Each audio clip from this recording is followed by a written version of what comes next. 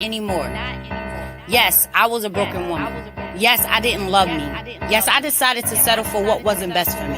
Yes, I was in a toxic relationship. Guess what? Not anymore. I have grown from the broken pieces. I have learned to love me when no one else loved me. I have learned that I will never settle for in my life or my peaceful atmosphere. I have learned the difference between love, lust of a good relationship. Yes, I wasn't perfect, but I learned to work on my mind, my body, and my soul connections. Yes, I have allowed the wrong spiritual around me. Now I've learned about the not allowing the negative energy around me. Yes, I've been down the road of destruction. Now I've learned how to not move by emotion, but by the spirit of my faith and purpose. Not anymore, my fails will not keep me from being a better version of me. Not anymore, my toxicness will stop me from loving myself or trusting others in my peaceful place. Not anymore, my lack of post-trauma is going to stop me from my future growth. Yes, not anymore. I know I'm powerful. I know I'm overcoming. I know I'm a positive. I know I'm loved. And yes, not anymore. I'm dope. Dedicated to other people's empowerment. I love my dopeness and so should you.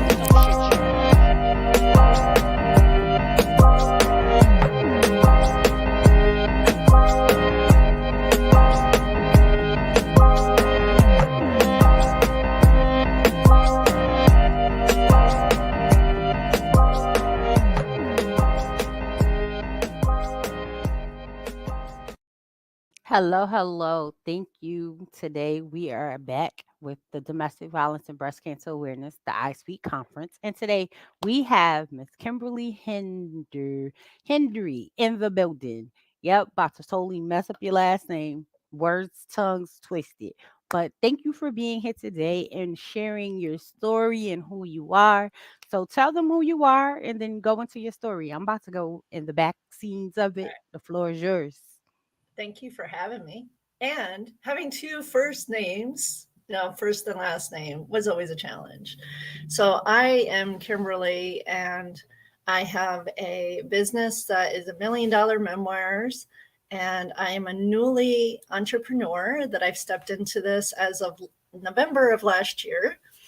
And where my story begins is being raised by two alcoholic parents and having experienced domestic violence at home as a child, because I have memories of when they were really drunk, they would get really upset and mad, especially at each other.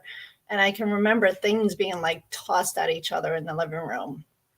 And being a kid, that I was always empathetic and wanting to be the one, and I'm still like this, of like, kumbaya, why can't we all just love each other? I started learning and thinking that I could be the one to fix things and to fix people, because why can't I be the one to make them happy? And so this resonated throughout not only my younger childhood, but it also led me to have experiences in middle school and as an adolescent. And the challenge was particularly with my father, because being a girl, I wanted that father love, and having the perception of him as being an angry drunk, I didn't feel like I got the love except for when he was drunk. So it led me to seeking a man who I thought would love me. And so that led to experiences of being raped by two men. They were brothers. But the older one said the words to me that he loved me and that he would take care of me and actually take me away from my parents. And at the time, being a kid, that seemed like the solution to me, because I thought that's what I wanted. So this led me then to going into a counselor's office and saying to them, something is different about my home. My home is not like other people. I spent all of my childhood in bars with them. I would spend hours. And at first it seemed fun. I'd play the jukebox and I'd have peanuts and I'd have soda. However, it was lonely because I would be sitting by myself at a bench because I wasn't old enough to sit at the bar, nor did I want to sit at the bar because People were drunk and it was uncomfortable and it was scary as a kid. So it led me to seeking support from someone else who was a professional at school. And the only reason I graduated high school was because I had a counselor that I knew on Monday mornings, because the weekends were always the hardest. Monday mornings, I could go in and he would allow me to scream into a pillow, throw stuff at the wall. He attempted to give me coping skills such as meditation, journaling, and I did journaling, and it allowed me to express what I was feeling, what I was experiencing. And honestly, like I said, the only reason why I graduated high school. And then I went to college. And what I didn't know was how strong the codependency was, because I was their caretaker. I literally would walk my dad home when he was drunk, arm around my shoulder, leaning on me, because I felt responsible to make sure that not only did the two of them get home safe, but that particularly him, because I knew how drunk he could get and I knew how unsafe it was. So I went to college, felt guilty and bad that I was away from them. And I stayed for a couple of semesters. And then coincidentally, at the same time, my grandmother who raised me and was my rock, his mother, she was experiencing dementia that was worsening and more like Alzheimer's, because I came home for the first time and she forgot who I was. And that was the breaking point for me. I couldn't be away from her and her forgetting who I was, because she was my rock. And so I came home and met a man after a night of having a very vicious fight with my dad, to the point that my dad told me to go to hell, or he hoped I go to hell, and walked up the street to a sandwich shop, met a man, and that was it. It was kind of like it fit it all into a fold. Somebody who fit the stereotype of didn't want to work, wanted to be on the system, someone that I knew my dad would not respect, and someone who fit that mold of my perception of what I deserved. So met him, ended up having a child with him. And I was naive. I had rose-colored glasses. And he was a drug addict to the point where he took my money and go on drug binges. And I was just naive. I didn't want to believe it. I didn't want to see it. Here I am in my 20s. I was 21 when I had my daughter. He was 15 years older than me, and I did not want to see the truth. I didn't want to own it. And then it was fast forward, his mother called me one night, and it was the typical night to where I didn't believe in what he said. He said that he was delivering pizzas. And I went to the extent that I got him a car. I paid for the car insurance. I didn't even have my license. I was the one that was working. I was the one that had medical coverage for all of us. And he told me he was delivering pizzas. And I told her I didn't believe him. God only knows what he was doing out there. And she said to me, my grandbaby deserves more, deserves better, and you deserve better. And yes, he's my son and I love him. And you get to leave. And if you don't leave, he's only going to drag you down. And now, fast forward over 20 years, I am so grateful she did that, because she gave me that permission that I got to have. I hung up the phone with her. I called my mom, and I know my mom was waiting for that phone call. Like, I'm ready. I'm done. I packed up some Pampers. I packed up some little things that I knew that both of us would need, and I left. And I never went back.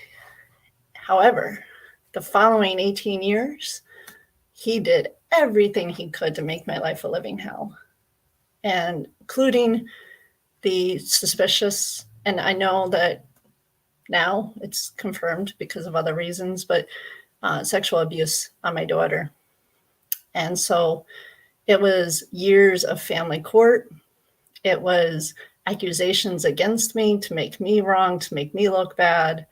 It was phone calls to Child Protective that they had to investigate. They had to come and talk to my daughter. They had to come and talk to my sister's kids.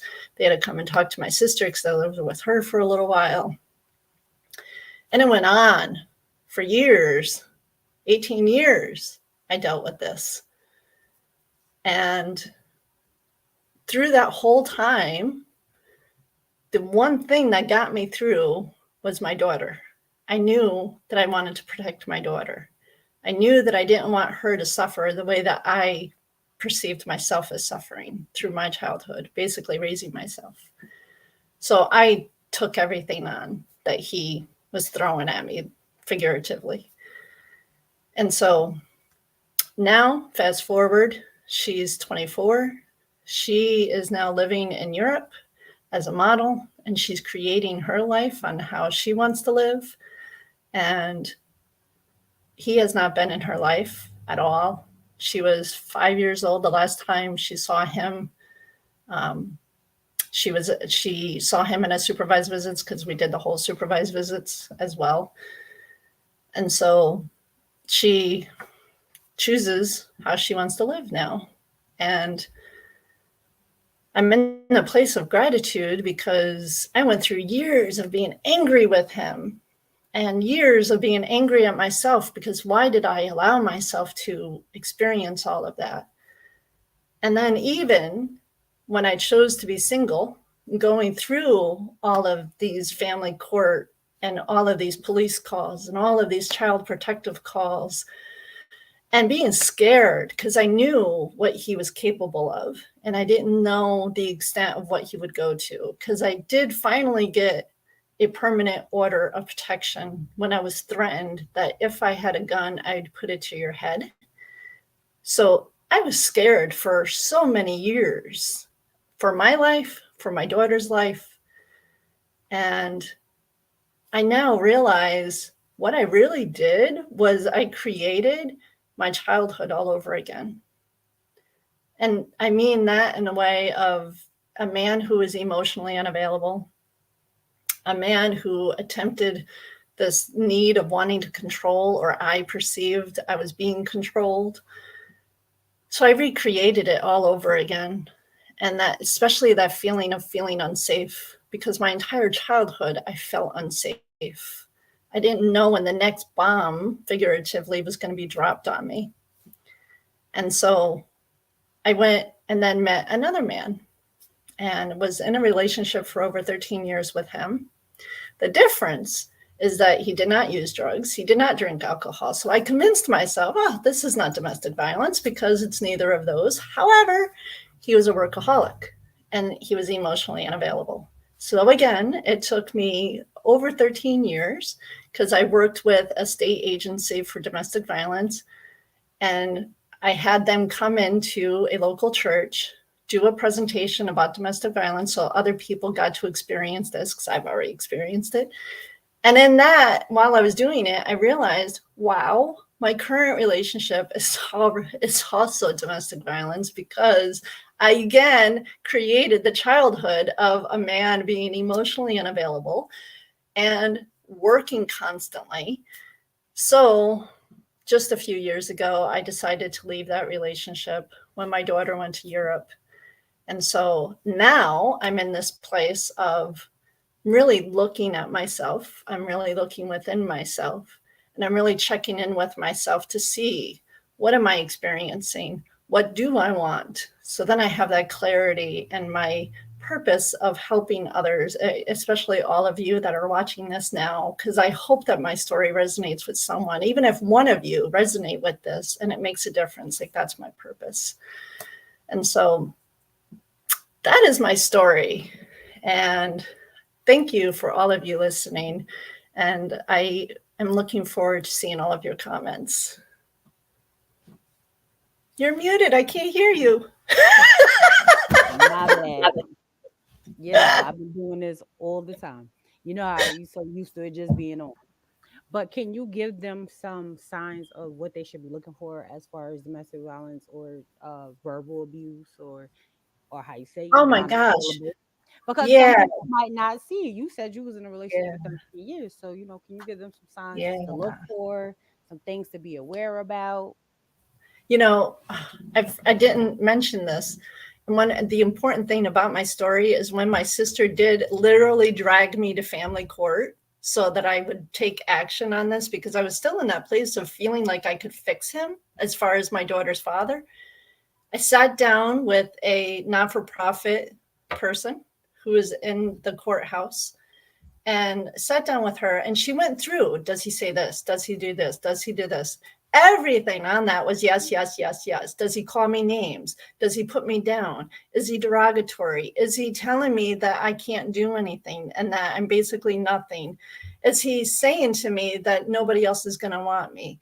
Is he, you know, keeping me, isolating me from my friends? Is he financially abusing me? So hello, he took like so many paychecks, literally took my debit card and went on drug binges that I didn't know where he would be for days, and then come home still high and hungover. And I was just rose-colored glasses. Like, I just did not want to see it. So if you're hearing things, and it's like treading lightly, because it's like not that constant accusatory, you're doing this, you're doing that, but it's really listening to yourself. How is this person treating me? What is the person saying to me? Are they constantly like, have they, for example, the isolation of friends? If your friends do not like this person and all of them have disappeared, that's a huge red flag. I convinced myself at 20 that, oh, okay, my friends are being jerks. I had one friend who stuck by me, literally, because when my grandmother died and I was at her funeral, my daughter's a baby. I don't know what to do. He's going on a drug binge. I have no idea where he is. That friend stuck by me. She's like, I'll come to the funeral home and I'll take your daughter and you just take your time and just let me know. But everybody else was like, I'm out. Because they couldn't do it anymore. They couldn't take it anymore. So that's a huge red flag. And it's really like looking at the situation, not with judgment, because it's just, how are you being treated? And how does it make you feel? I knew within myself I was not happy. I knew within myself that it was making me feel bad. And still, I didn't listen to myself. It was part of my journey of listening to myself. Absolutely. So tell us about this book that you authored. Let's get into that for a second before you read this. You notice I was like attempting to sneak out. So I wrote my memoir when we went into lockdown. I was in a transformational work, and one of the goals was, as it was said to me by my coach, a butt puckering goal. And I knew that I always had a story to write, but I had those limiting beliefs of, who am I to write? You know, I'm not a successful person. I'm not rich. I don't have a huge following. Who would want to read my story? Everybody's experienced domestic violence. So many people have had alcoholic parents. And when I was challenged to really commit to that, I wrote my first piece in 5 days. And I started with my mom's journey with cancer. And then I connected it to her mother, and I connected it to her mother. And what I found was that resolve within myself, that now I know where I come from, because that lineage of women all dealt with loss and grief. And it allowed me to look at my mom with different eyes. I love my mom. My mom always had my back. But I looked at her with different eyes because she was just a person dealing with trauma. She didn't know what the heck she was doing. Nobody talked about trauma back then. So, right. Yeah. Which is so true. Yeah. And my dad too, I gave myself permission to write about my dad, and it also allowed me to connect with his sister before she died. And then I also wrote about my domestic violence story. And honestly, oh my gosh, at the time I was going through it, especially friends at work, because he would go to my job and he would harass me at job. And then he would talk badly to my coworkers about me. He would talk to the bus drivers badly about me. But all of them were like, how are you waking up every day and still Right. doing this? How are you still getting your child to all of her curricular activities? How Right. are you still having a life? And it wasn't until I sat down and wrote my whole story that I was like, wow, I really went through tough shit. Right. So, yeah, and once I wrote the memoir, it really allowed me to look at my family with different eyes, and it allowed me to have that healing for myself, because I'm patting myself on the back that I raised my kid on my own, and she's now living the life that she's dreaming of. Right. And I have now stepped into truly being an entrepreneur, because I always say it's one thing to say you're an entrepreneur, and you know this personally. It's another thing to take that leap into being an entrepreneur. Right. So you have a couple of messages, and I'm gonna because this is off the YouTube, so I'm gonna tell you. And I didn't even know this person was following me. But one, it says powerful story, Kim. Then he said, "This is going to help a lot of people. Thank you so much for sharing your story." And then he says, "Leaving a legacy." So they're paying attention and they're watching. Yeah, thank you, Clovis. That's really my So purpose. My purpose is to leave this legacy that, that's why I loved when I met you, that you also are living this legacy of inspiring people and creating this movement of especially women getting that, okay, we've all had these experiences mhm. and we can make a different choice of living differently. Right. Absolutely. My goal and pleasure for this is to get people to understand that we've been through something, but you don't have to self-sabotage yourself and stay in that situation. You can always take Mhm. it and make it a message. Somebody's attached to your story. So that is my biggest things, for people to be the best version of themselves. So tell people how to connect with you and how to follow you. Sure. Well, my website is, and I have to say the whole thing because I know typically it's not, the HTTPS // KimberlyHenryCoaching.com. Because if you only put in KimberlyHenryCoaching.com, you're going to get some other Kimberly Henry. Well, when you go back to the thread of this, which is in the Power in Your Voice, you can also type that in there too, so that they can see it and they can just press on it as well. So that Okay. gives them access, because that way you typed it in and all they got to do is press it, and then they attach Awesome. right to you. So Kim, I thank you for tuning in, and I am awesome that you came and shared your story with us first, besides in Thank your book. you. So we'll Yes. take that. So you go ahead and get to work. We thank you, and I Yes. appreciate you for stopping through. Thank you so much for having me. I appreciate you. No problem. Have All right, guys. All right. Thank you. Thank you. Thank you. We are on it, on it, on it. We're going to go to commercial, and we have another guest speaker in the building today. Hold on. Hold on. Not anymore. Yes, I was a broken woman. Yes, I didn't love me. Yes, I decided to settle for what wasn't best for me. Yes, I was in a toxic relationship. Guess what? Not anymore. I have grown from the broken pieces. I have learned to love me when no one else loved me. I have learned that I will never settle for in my life or my peaceful atmosphere. I have learned the difference between love, lust of a good relationship. Yes, I wasn't perfect, but I learned to work on my mind, my body, and my soul connections. Yes, I have allowed the wrong spiritual around me. Now I've learned about the not allowing the negative energy around me. Yes, I've been down the road of destruction. Now I've learned how to not move by emotion, but by the spirit of my faith and purpose. Not anymore, my fears will not keep me from being a better version of me. Not anymore, my toxicness will stop me from loving myself or trusting others in my peaceful place. Not anymore, my lack of post-trauma is going to stop me from my future growth. Yes, not anymore. I know I'm powerful. I know I'm overcoming. I know I'm a positive. I know I'm loved. And yes, not anymore. I'm dope. Dedicated to other people's empowerment. I love my dopeness, and so should you.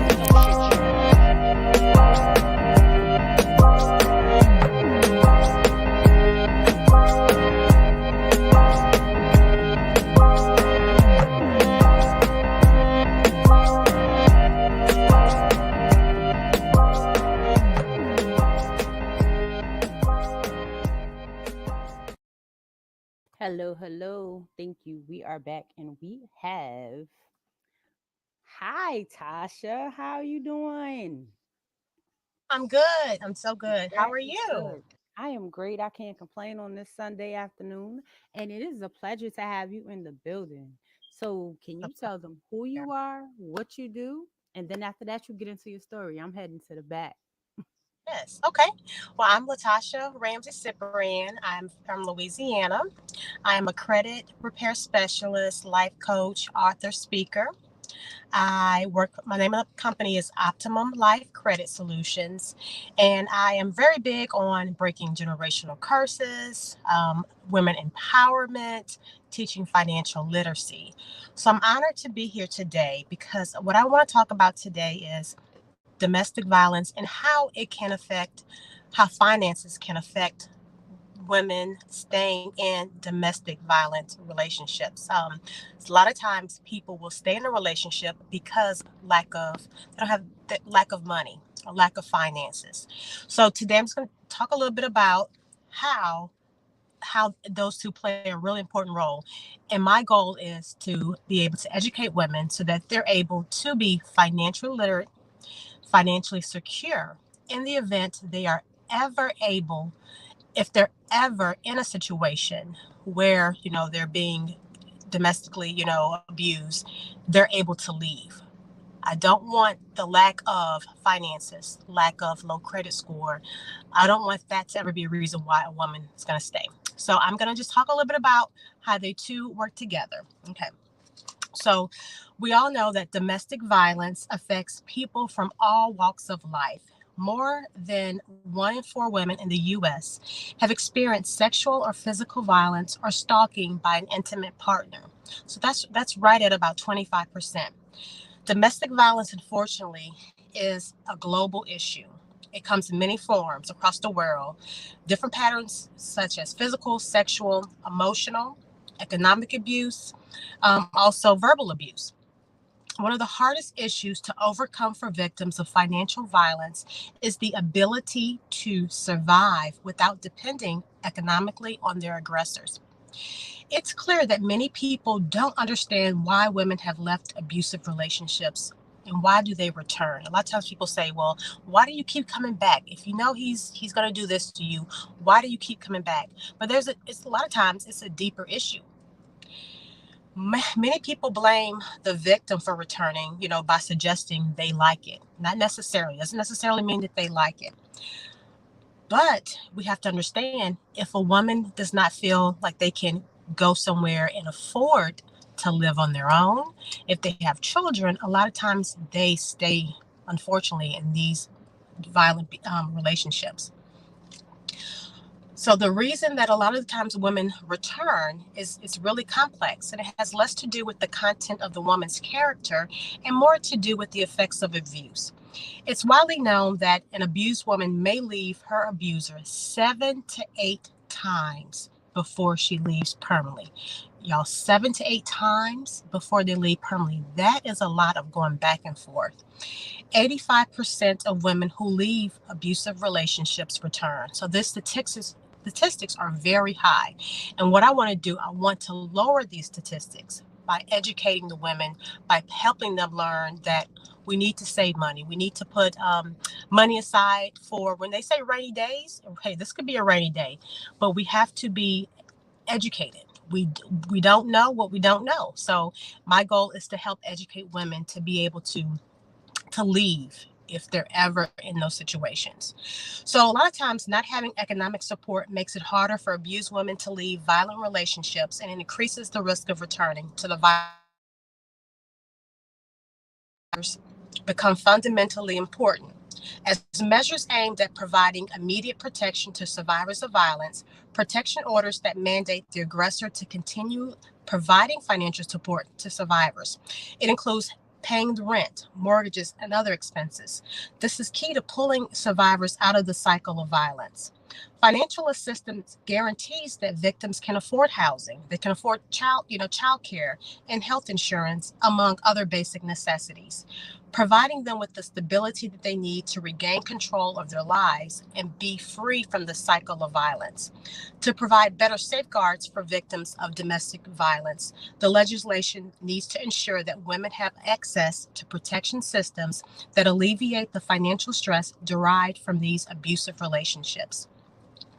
It always comes up to the reason that why many do not leave an unhealthy relationship is the cost. Like I mentioned earlier, a lot of women will say, how can I afford to live on my own? How can I afford to take care of the kids? Who's going to pay for the rent? How am I going to pay for daycare? When the abuser controls the family finances, it was very difficult for many to escape. Women options are limited by the fact that many who leave often face one or more additional barriers, including having dependent children. Sometimes women are not employed outside of the home. They do not possess property that's solely theirs, and they lack access to cash or bank and credit accounts. So for these reasons, it's very likely that they will experience a decline in living standards and the security of life for them and their children if they were to leave their partner. As a result of all these combined factors, many survivors of domestic violence who summon the courage to leave the abusive relationship eventually returns, like I mentioned, for financial reasons.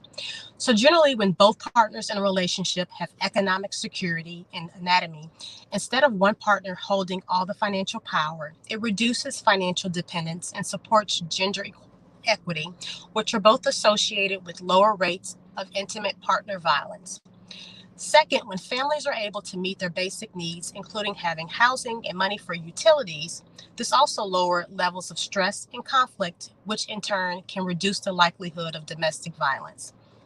So a lot of reports show that when there are, one income households, it causes more stress. And with the stress causes fights, and that turns into domestic violence. So there was a research that shows that couples that have experienced high level of financial strain, the rate of domestic violence is more than 3 times higher than among couples that feel low levels of financial strain. Third, also, the study shows that economic security at a community level also reduces stress by giving neighbors the time, energy, and capital to cultivate healthy environments and social networks. A lot of people see that the immediate connections between how domestic violence can increase economic insecurity, but there tends to be less dialogue about the community economic security, which can help support safe relationships and prevent violence before it even begins. So community is very important. Being able to have a community that can step in, that can provide resources, that is very important. There's a lot of work that needs to be done to provide women with protection against financial violence. Several countries have taken up this issue in the last few years. Much more is still needed to comprehensively protect women against economic violence. To end violence against women, policymakers and other relevant stakeholders must foster a legislative environment that ensures the economic freedom by shielding women and girls from a pattern of economic violence. So what do we do? How do we fix this? As a community, as a person, as an individual? What I do is I like to educate, and I like to encourage and explain to women the importance of financial literacy. The importance of saving, the importance of having to budget. It's good to budget. Budgets, put so much to the side, pay yourself first. Just being in a position to where you don't have to stay somewhere that you don't need to stay, because unfortunately, a lot of the domestic violence can turn deadly if they stay. And that's something that we don't want. We don't need the statistics of death to increase. We need everything to decrease. And I definitely believe that educating women, educating young ladies, educating girls, educating boys, because domestic violence is not just against women. Men are abused as well. So it's educating everyone. Everyone needs to be educated on the importance of just being financial literate. And with my business, what I do, I like to speak to everyone, all over, all ages, and just stress the importance of, knowing the basics of credit, the basics of, banking, the basic of what's the difference between, a debit and a credit. So, different things like that. And I love teaching the youth, because the youth is where it starts. It starts with our children. and then they're able to learn, and they're able to also break these generational curses. The goal is to break generational curses, and build generational wealth, and to be able to educate everyone so that we can make sure that all lives, are saved. All women, all men are treated equally fairly, and that domestic violence itself can stop. So thank you so much for having me, for listening to me. Like I said, I think that education on finances is very important.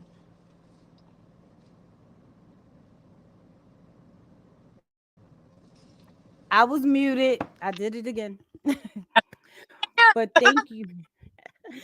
Thank you for You're bringing welcome. the finance of about domestic violence, because a lot of times that is the reason why people go back, because they don't feel financially they can take care of themselves, or they feel that, well, if we leave, then how am I going to take care of the kids, or how am I going to feed myself, or how am I going to do this alone? So they don't have that confidence anymore, and they feel that they need somebody in order to be able to do the things they need to do. So definitely we All need right. to throw in the finance, and we also need to build the confidence in them as well, to understand that you got to know your worth and know how to show up for you, to then be able to take care of everything that you need to take care of, and not feel that you have to stay in these relationships because of finances.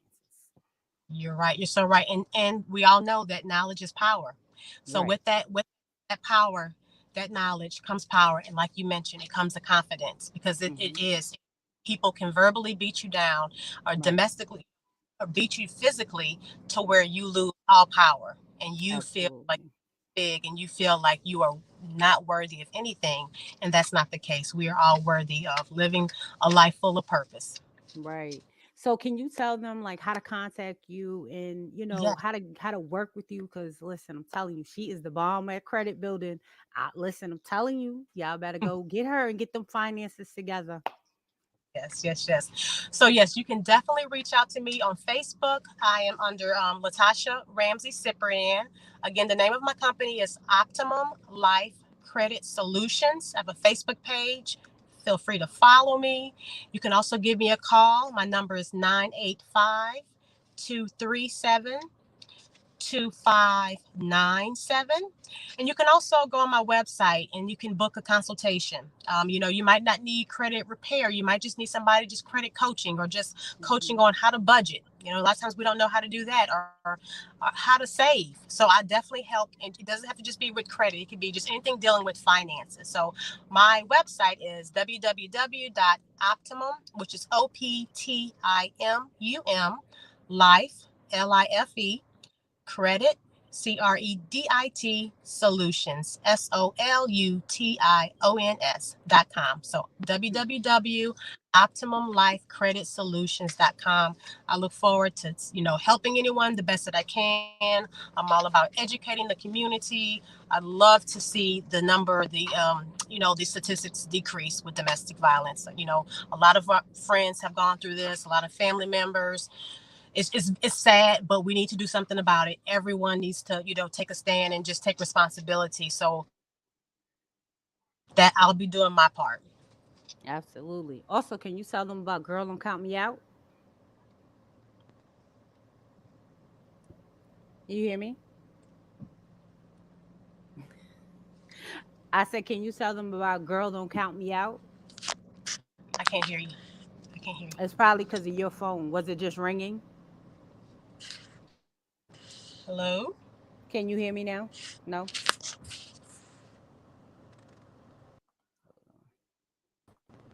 Can you hear me now? No? Hello? I Hello? can hear you. I can hear you, Oh, I can't hear you. but I can hear you though. Hold on. Sorry, we having some technical difficulties with her phone, but I can hear you.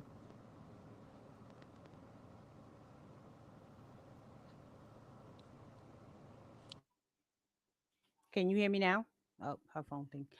Okay, guys. So she pretty much ended, but I am gonna tell y'all, I am a domestic violence survivor, and I am so glad that y'all tuned in. And I want y'all to always get the knowledge and to get the understanding. and to know that there is people out here ready to help you, ready to show you that there are more than just you, and there's somebody attached to your story. So always remember that you are not alone, and you don't have to stay in these situations financially, emotionally, or deal with the verbal abuse. Y'all know y'all can always contact me at www.sheenaunmaskingmotivation.com. You can also find me on Facebook as the Lady Behind the Mask. You can also find me on TikTok as Sheena Godine Author 22. You can find me on Instagram as Sheena Godine Author 22 as well. I thank y'all for tuning in. I will be back at 6 o'clock with another speaker. So please tune in. If you're watching, come back at 6 o'clock. We have another guest speaker in the building. Her name is Shameka. So be ready for another education and awareness on domestic violence and breast cancer. I thank y'all for tuning in, and y'all have a great night.